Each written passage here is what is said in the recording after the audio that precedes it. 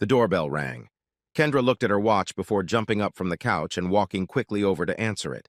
He had come in early. Then again, this is typical Patrick behavior. He was always the earliest to arrive. When she opened the door, her jaw almost dropped in surprise. "Wow, hi, Patty," she said, giving him a quick glance. She had to fight her instinct to look at him openly. She'd gotten so used to seeing a moody, depressed Patrick over the past few years that she hadn't expected this guy. Patrick was dressed elegantly in a blue button-down blazer over a white shirt. Khaki-colored pants set off his formal and casual look quite nicely. He was neatly combed and clean-shaven, save for a trimmed mustache and beard with a streak of sagebrush. His hair, dark with silvery strands, was cut and styled as if he'd actually gone to a salon rather than a quick trim in front of a mirror. He looked amazing, very much like the man she'd fallen in love with over a decade ago. "Hi, Ken," Patrick said with a genuine smile on his face. Looking behind Kendra for a glimpse of the house he used to share with his ex-wife, he asked, "Is Jessie ready?" Kendra rolled her eyes and grinned. "No, not yet. She's been primping for a couple hours now, getting ready for your, date." Patrick couldn't help but laugh at that.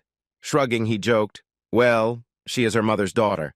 Kendra laughed and playfully poked him in the chest. It was then that she felt some hardness under the button that the collar on his shirt was attached to. It surprised her a little. She didn't remember his chest being so hard. Come to think of it, his clothes sat differently on him. Her eyes took another look back at him and confirmed her assessment. His belly didn't bulge above the waistband of his pants, and his shoulders seemed broader. Did he work out? "So can I come in, or do you plan to leave me standing here like a Jehovah's Witness?" Patrick asked with a cheerful smile on his face. For Kendra, it was an instant return to the present. She seemed a little confused by her elusive thoughts, but quickly came to her senses. Yes, of course you can come in," she said with a slightly embarrassed chuckle. "You're always welcome here. I mean, you're still paying half the mortgage." It was supposed to be a joke. Unfortunately, all it did was remind them of their year-and-a-half separation. Patrick was partially paying for a house he didn't live in. On top of that, he also still had to pay for his small apartment, which was about 10 miles away. Kendra mentally kicked herself for her oversight. After a year of arguing, using past hurts as weapons, and hurling insults like grenades, the two of them had reached a ceasefire of sorts. It wasn't exactly peace, more like they were wounded soldiers that were tired of fighting. So much blood, so many casualties. Their agreement was tentative, but both were careful to avoid topics that might cause an emotional explosion.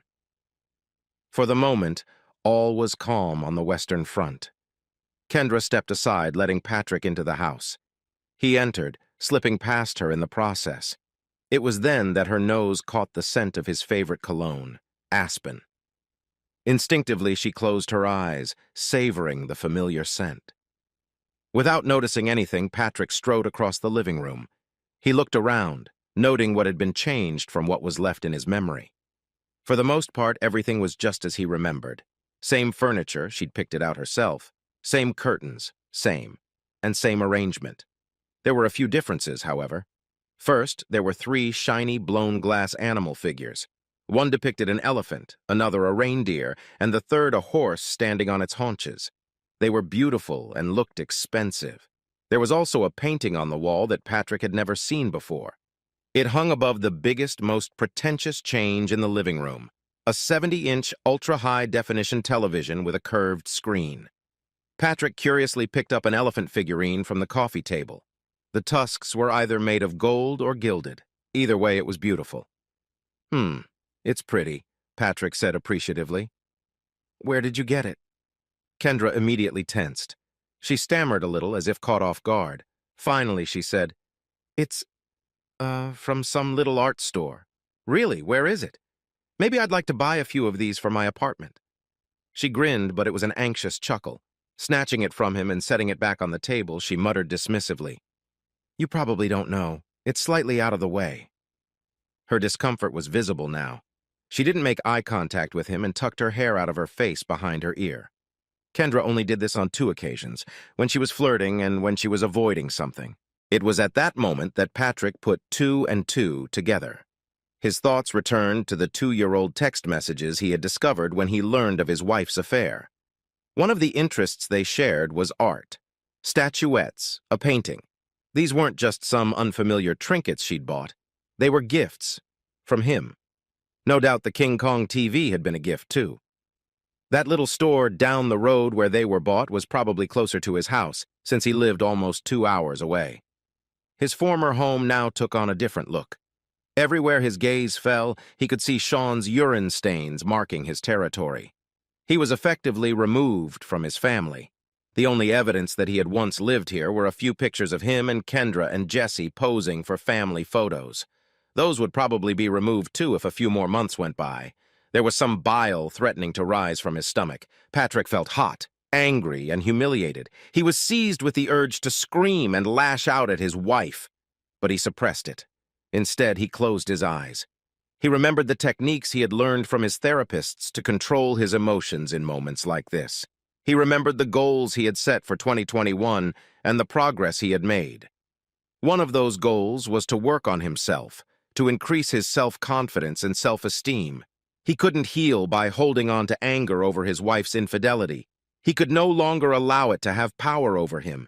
He had to let it go. What Kendra does doesn't affect me in any way. I'm on my own. I'm free. Sometimes letting go of Kendra was easy.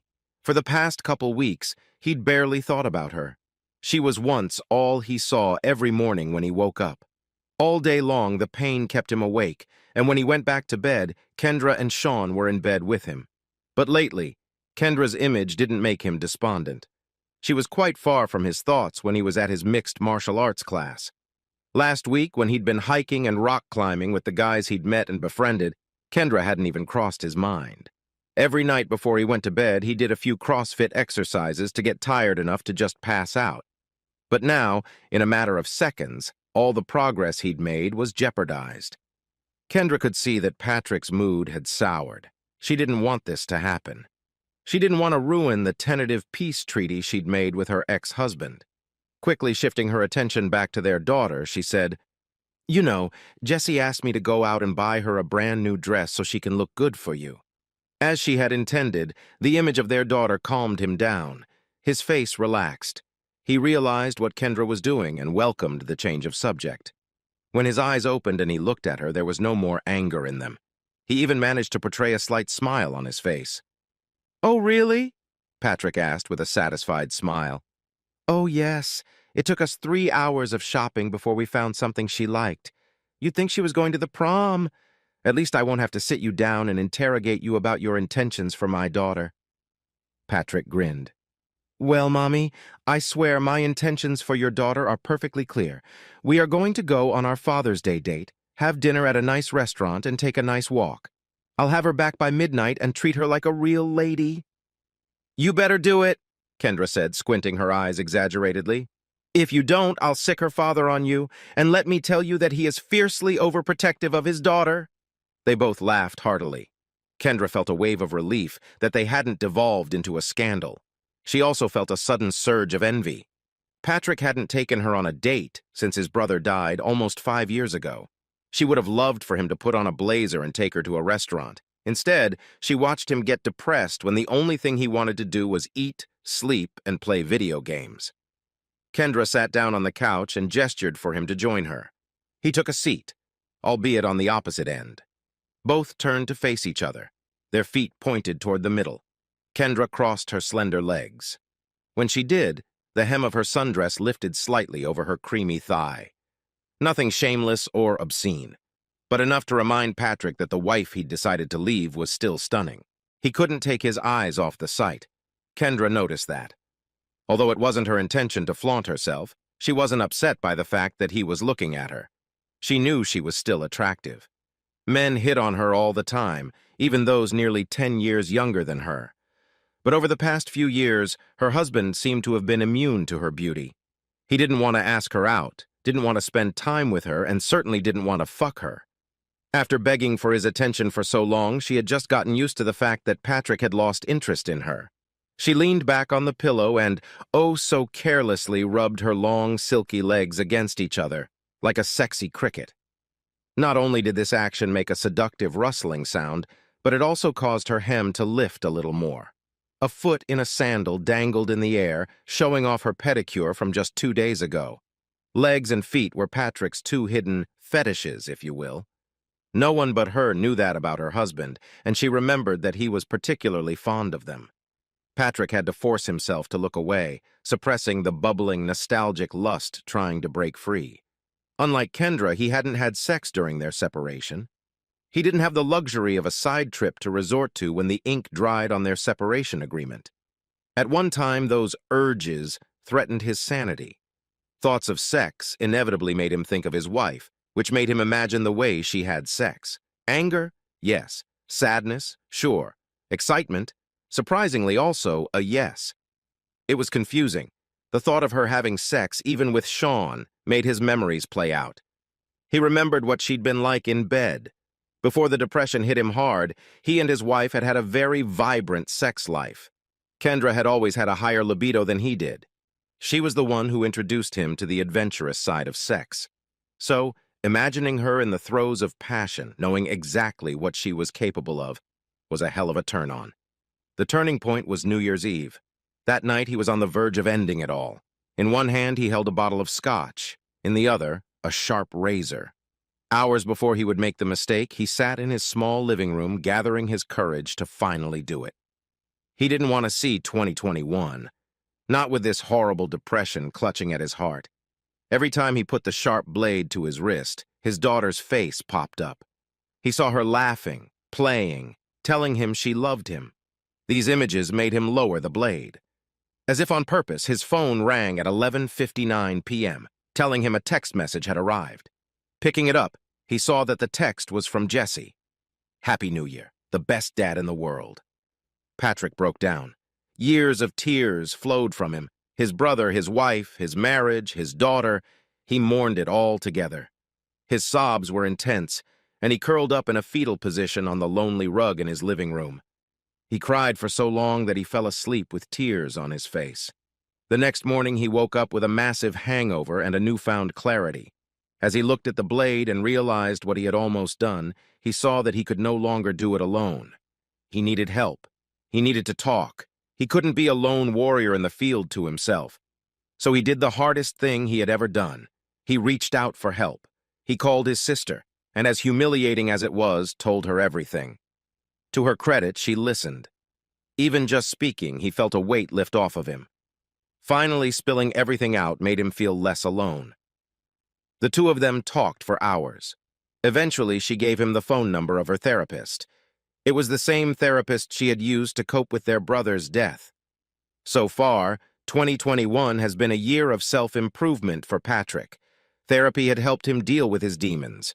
Enrolling in a mixed martial arts school helped him gain confidence. The friends he has made over the past 6 months have helped him deal with his loneliness. The only thing he couldn't overcome was the lack of sex. He had been a fan of a few enterprising women online who helped him on those few evenings when those natural urges couldn't be suppressed, but it was a half measure. The relief was temporary. "So, Patty," Kendra said, a bit of light flirtation in her voice as she wiggled her foot. His gaze on her after all these years gave her confidence. "I can't remember the last time I saw you so dressed up." Patrick shrugged shyly and looked anywhere but at her. "Yes, I think an older man knows how to dress up a little. You always dressed well," she complimented, not trying to hide her appreciation for his transformation. "I'd love to see you dressed like that when you asked me out." "Well, I've been through a lot." "I remember," Kendra said, dropping her eyes to the floor. The flirtatious tone faded, replaced by sadness. "I think we've both been through hell." Before Patrick could stop the words, they tumbled out of him. "Yes, but I didn't cheat." Kendra let out a sigh as his barbed words struck her. Her eyes glittered. She was about to say something in response, but fate stopped that conversation. They were interrupted when Jessie walked majestically into the living room and stood in front of her parents. "Daddy, I'm ready." "Oh my God!" Patrick exclaimed, looking at this beautiful girl. Immediately, the last few tense moments with his wife disappeared. "Look at you. I must say that you are without a doubt the most beautiful girl on this entire planet." Jessie shyly waved him away, giggling. "Thank you, Daddy." Kendra watched this moment with tears in her eyes. She had to admit she had been skeptical when Patrick had first suggested asking his daughter out on a date for Father's Day. It had sounded strange, but the more Patrick talked about it, the more fascinated Kendra became with the idea. It was one of the nicest things he could ever think of. Jessie gets to experience her first date with a man who will expect nothing more from her than to enjoy her company. She won't have to wonder if he likes her, if she eats funny, if he will expect sex afterward. She would see how a date should go and not fall for some slick guy who would say all the right words to try to get in her pants. Kendra wished more fathers would take their daughters out on dates. "Shall we?" Patrick asked, standing up. Jessie nodded. So Patrick held out his hand, Jessie grabbed it, and the two of them headed for the exit. Kendra followed them. As they walked, she suddenly had the urge to take a picture of them. This moment was special, and it would be such a waste not to preserve it. "Wait! Don't leave yet!" she shouted, rushing back into the living room where her phone lay on the coffee table. Once back, she opened the camera app. "Smile," she said. Patrick put his arm around his daughter's shoulders and pulled her to him. Her arm went around his waist and she rested her head on his shoulder. Then they smiled broadly into the lens. And that became the picture Kendra took. A few moments later, she leaned against the front door jamb and watched them walk to his car. Like a true gentleman, Patrick opened the passenger door so Jessie could get in, then ran over to the driver's seat. "Have fun!" she shouted, waving goodbye to them. The two of them waved back before the car pulled out of the driveway. Then they disappeared. Kendra sighed and closed the door. As she walked up the stairs to her bedroom, sadness overwhelmed her. About 20 minutes later, Kendra was still looking at the picture when her phone rang. She saw that it was Sean calling. Her lips pressed together in a grimace as she let the phone make a second ring, then a third. She half had the urge not to pick it up, but in the end she did. "What's the matter, Sean?" she asked, not hiding the slight hint of irritation in her voice. "I'm just calling to check on you. I haven't heard from you in a while. I wanted to make sure you were still alive." Then, with a sour dryness in his voice, he added, "At least I see your phone is still working." Rolling her eyes, she sighed before asking, "What happened to letting me be alone?" Sean snorted bitterly. "I gave you 2 weeks, Kendra. No phone calls, no texting. How much more time do you need to spend without me?" "I don't know, but more than I've had so far." There was a pause between them. Sean bit his lip thoughtfully, fighting the emotions bubbling up inside him. He couldn't shake the feeling that there was something more going on here, something Kendra wouldn't admit to. A single question hung in the air. Deep down, they both knew the answer to it, even if they were both avoiding it. Sean swallowed and finally asked, "Kendra, do you still love me?" The answer? A sad sigh. That was it. But it didn't need more than that. That sigh spoke volumes. There were so many things Sean wanted to say. He wanted to scream and yell and be angry about the 3 years he'd wasted on her, the emotional turmoil he'd endured, the sound advice he'd ignored from family and trusted friends advising him not to get involved with a married woman. No matter how tenuous her marriage is or how often she professes her love for you, she will never be completely yours because she is still half his. That's what his uncle had told him. In his mind, Sean knew he should heed those words, but his heart disagreed. He and Kendra should be different. They should be the exception. They should do this. But here he was, heartbroken and rejected. That must be how her husband must have felt. As much as he wanted to be the victim in this story, he wasn't. "You know what, Kendra? Screw you. You can be alone as long as you want. I'm out of here." And with those words, Sean hung up the phone for the last time. Kendra listened to the deadline for a few seconds. Half of her wanted to call him back and tell him all the things he wanted to hear, to make him feel better. But she knew that would be far more cruel than letting him believe she felt nothing. She gently tossed the phone onto the mattress beside her, then pulled her knees up to her chest, hugged them, and cried. How had her life gotten to this state? How had she gotten here? 5 years ago, she had been happily married. She lived in a modest but nice home with her husband and daughter. They were financially stable, had a decent sex life, and were beloved by their friends. These memories conflicted with later memories of her and Sean celebrating her newfound freedom from her husband. It wasn't easy for her to date her lover while Patrick's suffocating presence loomed in the background. The secrecy forced them to be secretive in their actions. The times they could meet in person were limited and infrequent. Their romance had to bloom in the darkness of texting and video chats. As intimidating as that time was, it was also the hottest they had ever been between them. Kendra felt like a teenager again, sneaking away from her parents to catch a forbidden moment. The rarity of these intimate encounters made them priceless. Weeks of date planning made their loins boil for each other. When they could finally meet. Boom. Fireworks, an explosion, the eruption, sweaty, animalistic, obscene sex everywhere possible. In his car, in a secluded corner of the park. Those butterflies, those sweet, endorphin-charged emotions were almost indistinguishable from the real thing. Just thinking about Sean made Kendra wet. His eyes, his smile, the way his hands moved when he was excited about something, all of it made her dream of the next time she could see him face to face. But she hadn't realized that Sean was an ice cream man. When Kendra was younger, she loved ice cream like every other kid on the planet. She would have eaten it every day, all day, if her mom had allowed it. But there were sad rules standing between her and her treat. Rules like eat the vegetables first or only 2 spoonfuls. She often felt bad about being denied something she actually loved. When she had her tonsils removed, the sore throat for a child was sharp. However, when she was allowed to eat as much ice cream as she could cram into herself, it was worth the pain she had to endure, or so she thought. It didn't take long for the flavor of the ice cream to bore her. As soon as she was satiated to the max, old familiar smells began to tempt her. The smell of frying pork chops, the smell of macaroni and cheese, and yes, even the smell of cooking vegetables. It was torture. She had gotten what she had craved for so long, but the price was more than she had expected. Even now, the taste of ice cream reminded her of the time she sat on the couch and watched her family eat it without her. That's how she felt right at that moment, as she watched her husband take their daughter on a date. It was supposed to be a family dinner of 3. She saw her husband sitting at the table across from their beautiful daughter. She saw Jessie roll her eyes as Patrick failed to impress her with one of his corny jokes.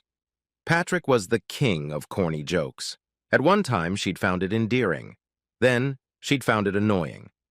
When he stopped making jokes, she went looking for a guy who could make her laugh and roll her eyes at the same time.